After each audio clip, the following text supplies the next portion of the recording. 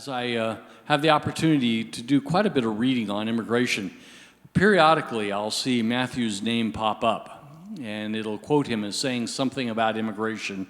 And I always take note of that because I figure he's one of the very excellent researchers on this subject. And so it's just a privilege to have Matthew Soerens with us again this weekend.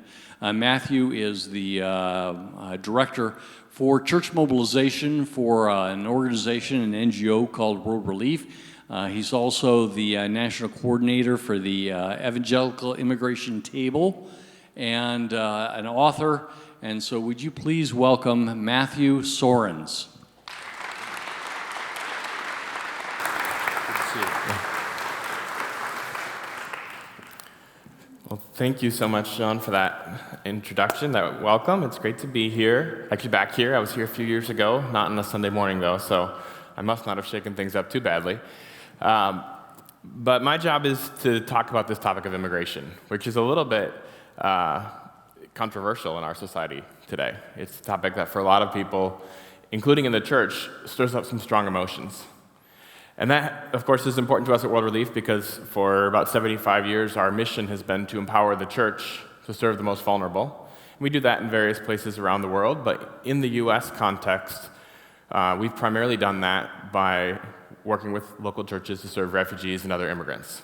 In fact, we're one of 9 agencies nationally that works with the U.S. State Department to resettle refugees when they first arrive in the U.S., and we serve a broad range of other immigrants as well. But because our mission isn't just to resettle refugees or to integrate immigrants, but to empower the church, we had to take a step back a few years ago, and we were really wondering, as these issues have come to the front of the headlines and become rather controversial, how are people in local churches thinking about issues of immigration? What's informing their views?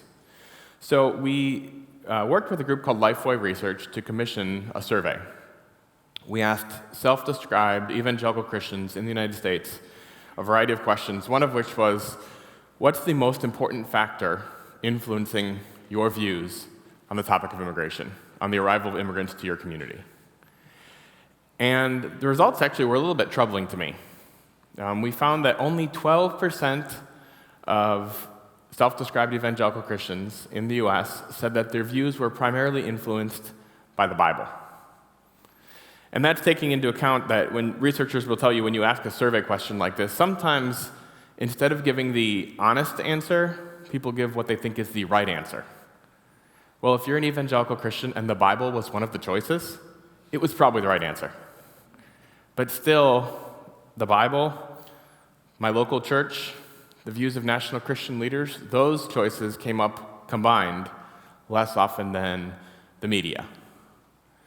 So often we've, as Christians, thought about this from the perspective of CNN or Fox News or something we read on Facebook or in the newspaper, but too rarely, I think, have we thought about these issues from the perspective of the Bible. But that's not because the Bible has nothing to say on this topic. In fact, the Bible is a book full of stories of immigrants, the most important of which would be Jesus himself. A few years ago at Christmas time, my daughter Zipporah got really excited about our nativity set. I expect many of you probably have a nativity set in your house somewhere. I think we got 2 or 3 of them as wedding gifts. But we have this one particular wooden nativity set that Zippy just plays with throughout the month of December. And she's really familiar with the story because of the Jesus Storybook Bible. She's read that story enough times. So she turned to me one day as she's acting out the story, and it's got everything a kid could want, animals and shepherds and wise men, Mary and Joseph, baby Jesus. But she turns to me and says, "Dad, our nativity set is missing someone. We don't have the mean king." And I thought about that. Do any of you have a nativity set with a King Herod figurine? It's maybe not our favorite part of the story, but it is part of the story. In Matthew chapter 2, as soon as the wise men are on their way back to their country, Joseph is warned in a dream that Herod, this paranoid, tyrannical Middle Eastern king, is coming to kill all the little boys in Bethlehem. And Joseph is told to get up in the middle of the night, take Mary and Jesus, and escape to Egypt, outside of Herod's dominion, where they would be safe. And we don't know from the text in Matthew 2 a lot about that journey. We don't know how they were treated when they got to Egypt. I've met Coptic Christians who have this whole beautiful tradition about how well the Holy Family was treated in Egypt. That's possibly true, but it's also possible that other people didn't welcome them. Maybe that some people were suspicious of them. Maybe wondered, how do we know that you are fleeing from Herod and not spies sent from him? Or maybe someone told Joseph, you know what, we've got enough carpenters in this economy without you stealing a job. That's speculation. What's not speculation is that for the roughly 26 million refugees in the world today, they have someone in Jesus who can very personally identify with that plight. Because Jesus himself was a refugee. Our legal definition now, of course, didn't exist when Jesus was fleeing, is a refugee is someone who has fled their country because of a well-founded fear of persecution, specifically on account of their race, religion, political opinion, national origin, or social group. Or I suppose you could make the argument, well, maybe Jesus wasn't a refugee, maybe he was an asylum seeker, which is a term you might hear in the news these days. What's the difference? An asylum seeker is basically someone who professes to be a refugee, who says they have fled their country because of that credible fear of persecution. But until the point that a government has made the determination that that fear is credible and has vetted their case, they're considered an asylum seeker. So, of course, these legal distinctions probably didn't apply when Jesus was there. We don't know how the Egyptian government treated Jesus and Mary and Joseph, but we do know that he very personally can identify with that plight of fleeing his country because of persecution. Another core biblical theme is the idea that all human beings are made in the image of God. We find that in the very beginning of the Bible, in Genesis chapter 1. God makes both man and woman in his image. And Christians have historically understood this to mean that human beings have unique dignity, that human life is worth protecting, regardless of any qualifier, regardless of one's country of origin or ethnicity or religion or age or stage of development or any other factor. If you are a human person, your life is valuable. And that in itself gives us a motivation and a mandate to protect human life when people are fleeing from harm. But then there's another dynamic to being made in the image of God that I think maybe gets lost sometimes when we talk about issues of immigration. And that is that because people are made in the image of the Creator God, they also have potential to create, to contribute. Sometimes our conversations about immigration go very quickly to, well, what are those people going to cost? How much are they going to take? How many jobs are they going to take? And those are fair questions to ask. But they're only fair questions to ask if we are concurrently asking, how many jobs are they going to create? The reality is, immigrants have created a whole bunch of jobs in this country. 45% of the Fortune 500 companies in this country were founded by an immigrant or their child. All sorts of huge American companies wouldn't be American companies, maybe wouldn't be companies at all, if it wasn't for our country's history of immigration. Even if you look at the fiscal dynamics, well, what about all the expenses related to immigration? And there are some expenses. That's true whether you look at refugees who are invited to the U.S. To be resettled here, or immigrants who have come unlawfully into the country. There are expenses, but there also are contributions. And economists actually, who don't do cost analyses, they do cost-benefit analyses, quite consistently find that the contributions, regardless of which category of immigrant you're looking at, outweigh the costs. And that goes back to this idea that each immigrant, like the rest of us, are human beings made in the image of God with both dignity and potential. Another core biblical theme is that God has this particular concern for those who are vulnerable. And we see that especially in the Old Testament, where there are three groups of people that get mentioned repeatedly in the same passages as being vulnerable to injustice. It's the orphan, the widow, and the foreigner. Or that word for the foreigner in the Hebrew, it might be translated elsewhere as a stranger, a sojourner, an alien, an immigrant. It's the Hebrew word ger. And that word alone appears 92 times just in the Old Testament. It's actually a very frequent theme. And often it is in the context of God saying, look, these people are vulnerable, and I will care for them. I love them, and you, as my people, shall love them as well. And that love wasn't just a generic command. There was also specific laws that God gave to the people of Israel. He said, when you go through your crops, your olives, your wheat, your grapes, Go through everything one time and leave what remains for the orphan, the widow, and the foreigner. Which was a rather ingenious system. It wasn't a handout system. People still had to go do some work, but there was a means by which these uniquely vulnerable people who, because of their status, were unlikely to be landowners, could have their basic needs provided for. Another core biblical principle that relates as we think about issues of immigration is the command to love our neighbors as ourselves.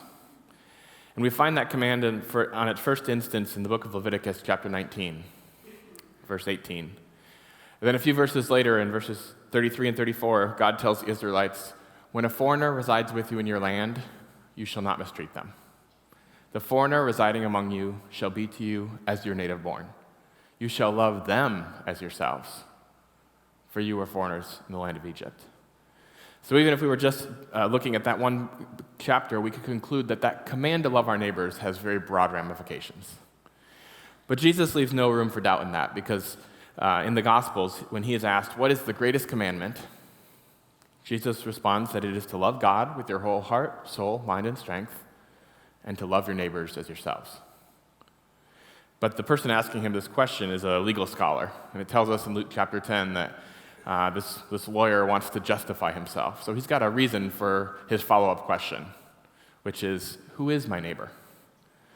He would like a response that would allow him to show that he has satisfied that commandment. So he would probably like a very specific legal definition of a neighbor. You know, your neighbor is someone 3 doors down on either side, as long as they're of the same language and religion and ethnicity as you. And I suppose if that was a difficult person to love, you could move. But that's not the response that Jesus gives. Jesus responds with a story. It's a story that we think of as the parable of the Good Samaritan. And I think it's worth acknowledging that a Good Samaritan was an oxymoron for a Jewish listener. The Samaritans were not good. They were ethnically different, they were religiously different, and not just different, but frankly despised. We see this elsewhere in the Gospels. When someone wants to insult Jesus, some of his critics, they say, "Isn't it true that you're demon-possessed and a Samaritan?" Like, that was the best insult they could come up with. Or even Jesus' own disciples, a couple of them at one point suggest to Jesus that maybe he would like to call down fire on a Samaritan village. You think that you deal with difficult people at church. These were Jesus' best. But Jesus' response to Samaritans is countercultural, consistently. It's a Samaritan woman at the well in whom Jesus sees the potential, and she becomes one of the first evangelists, one of the first people to say, could this be the Messiah? It's one Samaritan out of 9 others who, after being healed, comes back and says, thank you. And Jesus says, wow, was it only this foreigner who would express gratitude? And then in this passage, in Luke chapter 10, the story of the Good Samaritan, it would be countercultural enough if there was a Samaritan beaten up on the side of the road to Jericho, and a virtuous Jewish person comes along and sees him in need and has compassion on him. That would have shaken things up a little bit. But Jesus goes beyond that. In this story, the person beaten up on the side of the road to Jericho is presumably Jewish. And a priest and a Levite, the religious leaders of the time, come by, see him in need, but they walk on by on the other side. But then the Samaritan comes along, sees him in need, and has compassion on him. And Jesus says, go and do likewise. And elsewhere in the New Testament, we're told that this is the catch-all command that sums up the whole of the Scriptures. And I think there's a few takeaways for us as we reflect on this passage as it relates to the immigrants who might arrive in our communities. One is that, obviously, that command to love our neighbor is to be defined broadly. We don't get to narrowly define who the neighbor whom God calls us to love is. It could be just about anyone who's in need. And also, it's worth noting that there's no caveat to that command. It doesn't say, love your neighbor with a little asterisk, as long as it's completely safe. That would make it easier, right? But if you think about it, it wasn't safe for the Samaritan to stop on that road, which scholars tell us had a reputation as a dangerous road. The sort of place where, from a prudent human perspective, you would tell anyone you cared about to get out of there as quickly as you can. Keep your head down, keep walking. Don't stop and linger for any reason. But the Samaritan, the hero of the story, does stop. And he puts himself at some risk in order to have compassion on this person who's beaten up on the side of the road and take him to get help. And I hear that, and I think about some of the churches that we partner with at World Relief in the Middle East, where they're already religious minorities, and they are responding to incredible numbers of Syrian refugees who've come across the border. And they do so not because they are fully confident that it is totally safe, not because they have such high confidence that there's a thorough vetting process at that border and that it's impossible that anyone seeking to do them harm could possibly have gotten through. They do so because they were never under the impression that following Jesus was going to be safe. And I think that's challenging to those of us who are Americans because we tend to place a very high value on safety. We close our emails with things like, take care, be safe. There's nothing wrong with that, but they're not particularly biblical commands. The biblical message is, take courage, be not afraid. And not because of any particular government that we should trust in, but because we can trust in our God and trust in Him as we follow Him obediently to love our neighbors. Of course, the irony is in the U.S. context, it is really safe to welcome immigrants. For example, one of the groups that a lot of people are concerned about is refugees in particular. And there's a lot of concerns that, well, how do we know that those people aren't terrorists? Well, we can mostly know that because the United States government has actually done a really great job of vetting refugees overseas. Of roughly 3 million refugees who have come into the United States since the Refugee Act was signed in 1980, not a single one of them has taken an American life in a terrorist attack. And that's because refugees actually go through an incredibly thorough vetting process. It's the most thorough vetting that our government has for any category of visitor or immigrant coming into the United States. Or others would say, okay, those are refugees who were invited by our government, they've been vetted, but what about an immigrant who basically snuck into the country? I think that's a valid concern. And we've been really clear at World Relief that we think it's appropriate that we would have secure borders, that our government actually has a responsibility to know who's coming into the country and make sure that no one seeking to do harm is able to come in. What's not fair is to presume that those who have snuck into the country or overstayed a visa are disproportionately a threat to public safety. And we know that because consistently studies have found that immigrants actually commit crime at lower rates than native-born U.S. citizens, whether they are lawfully present or not. So you shouldn't be afraid of your U.S. citizen neighbors, but you should even less be afraid of your immigrant neighbors, statistically speaking. But again, to go to the scriptures, our command is to love our neighbors even if we were afraid, even if there was something to be afraid of. Now that introduces another concept, which is, well, what about those immigrants who are not present lawfully in the country? I think for a lot of Christians, that's the unique point of tension here. And often when we hear about immigration, that's the first thing we think of. So it's worth noting that about 3/4 of the immigrants in the United States are lawfully present, either as naturalized U.S. citizens, or they have their green cards, or they're recently arrived refugees. But you do have roughly 25% of the country's immigrants, maybe about 11 million people, who are unlawfully present in the country. And for a lot of Christians, that's where this gets uniquely tense, because we want to love and welcome people, we want to share the gospel with people, but we also want to follow the law. And there are biblical reasons for following the law. Probably the most notable would be in Romans chapter 13. It tells us, the Apostle Paul writes, that everyone should be subject to the governing authorities. The authorities that exist have been established by God. So we don't, as Christians, have the privilege of just dismissing laws that we find to be inconvenient.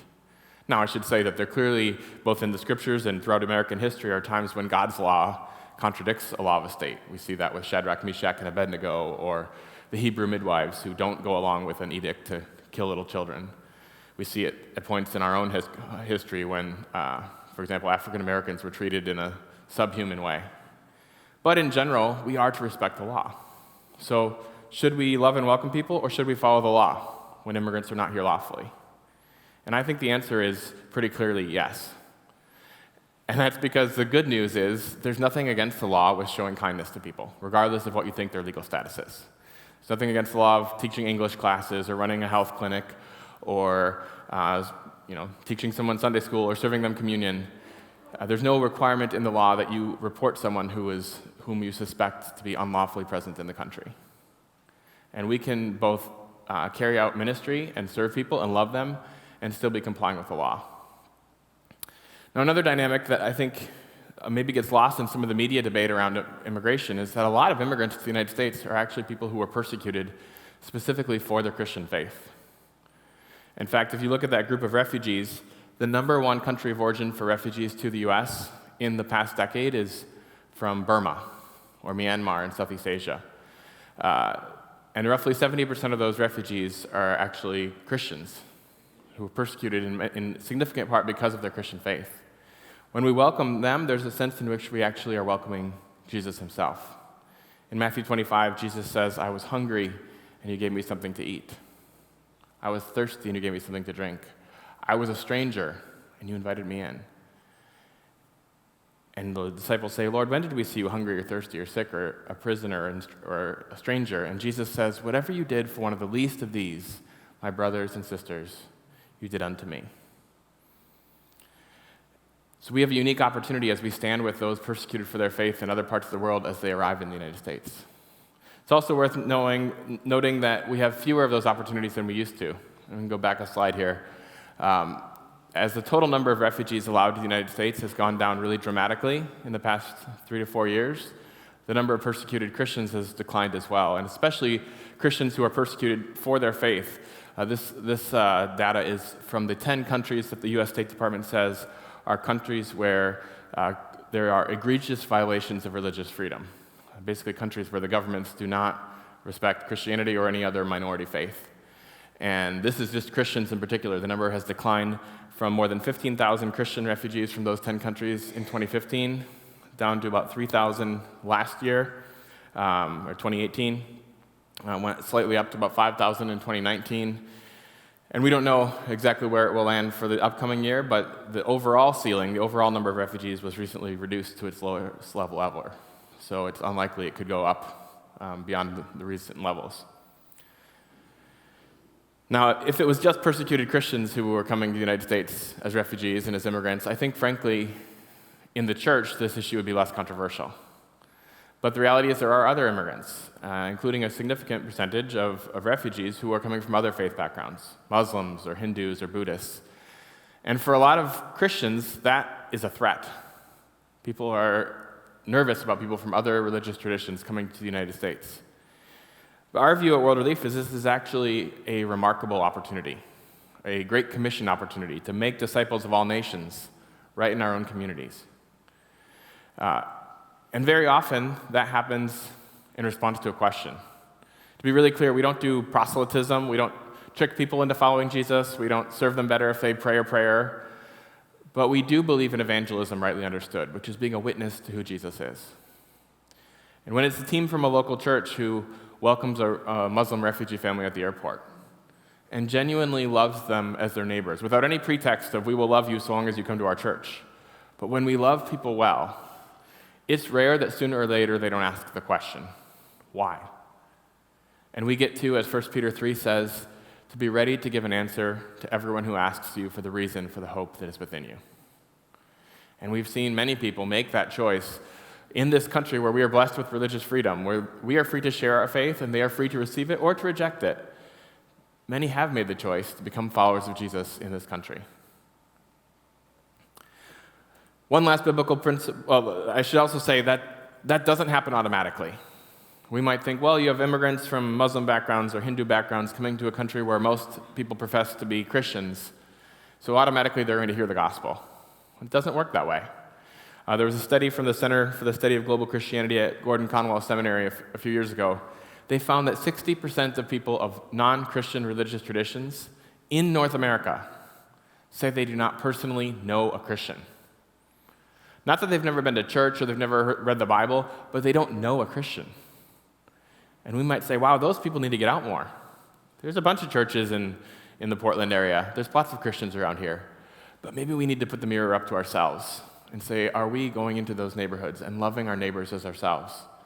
And in that process, having the opportunity to point people to the hope of the gospel.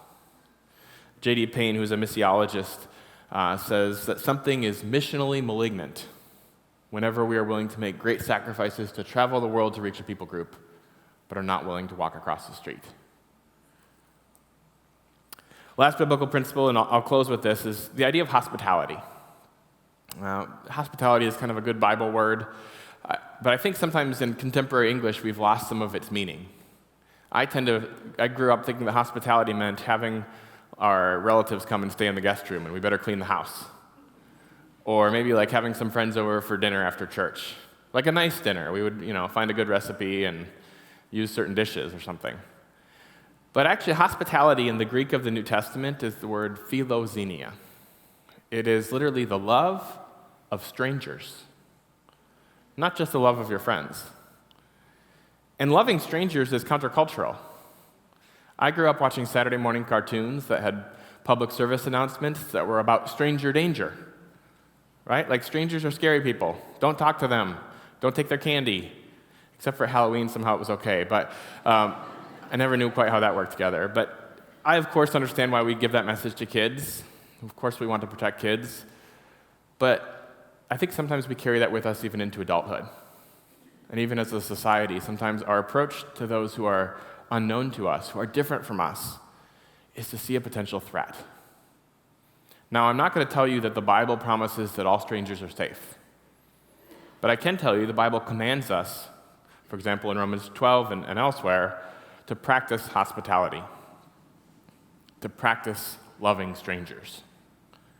And in Hebrews chapter 13, we're told that some people, by doing so, by welcoming strangers, have actually welcomed angels without realizing it.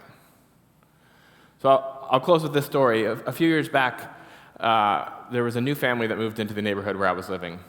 And they were coming on temporary visas. They were seeking asylum. So it was a mom, 8 months pregnant, 3 other kids, and they didn't really know anyone in our community.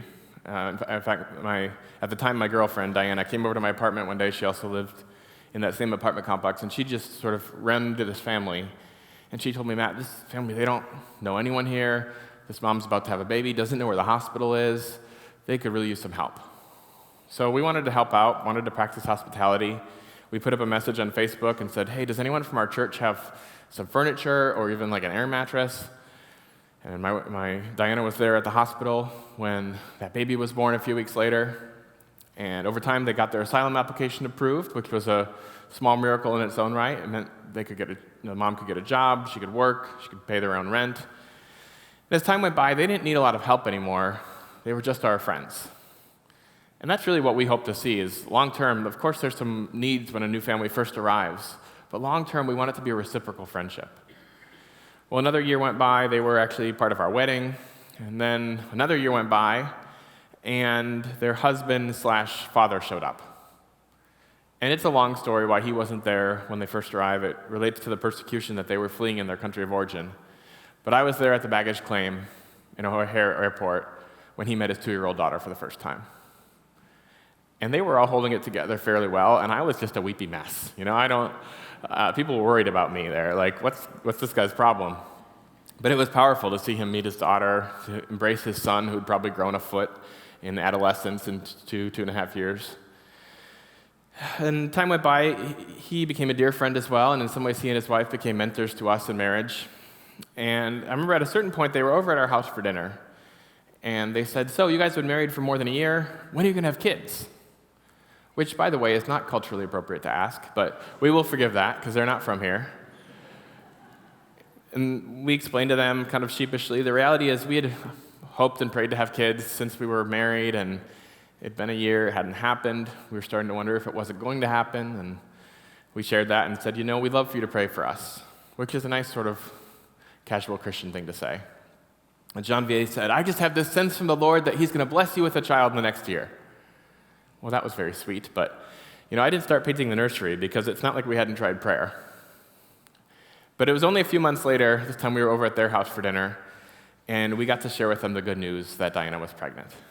And they were the first people we told before our parents or anyone else, and I'll never forget the moment when they understood what we had just told them.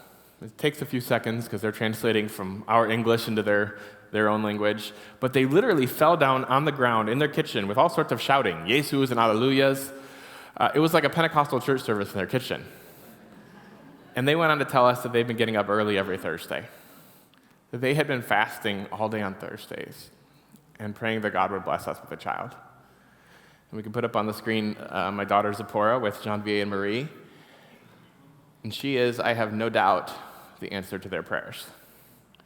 And to ours, but mostly to theirs because I didn't fast and pray all day on Thursdays. And also, we now have 3 children, and I've asked them to please stop praying. But I want to close with that challenge to practice hospitality, practice loving strangers, and don't be surprised if a few of them turn out to be angels in disguise. Thanks.